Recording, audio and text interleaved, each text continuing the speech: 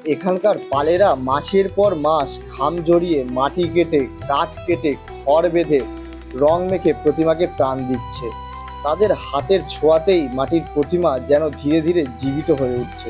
বিশেষ করে খেয়াল করে দেখবেন সিংহ আর অসুরের মুখের অভিজ্ঞতা। সিংহের গর্জন যেন প্রতিমার ভিতর থেকে বেরিয়ে আসছে, আর অসুরের মুখের ভয়, ক্রোধ, যন্ত্রণার প্রকাশ।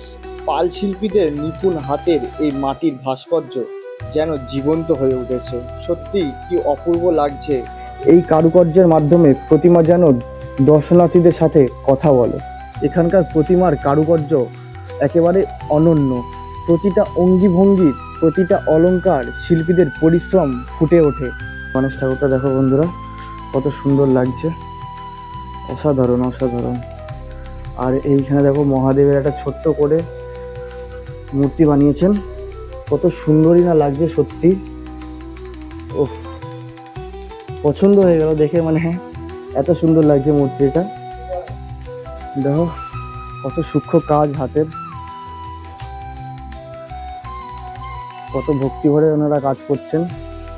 আর প্রতিমাটা তো খুবই সুন্দর লাগছে, অসাধারণ অসাধারণ। তো বন্ধুরা, এই প্রতিমার অর্ডার এসছে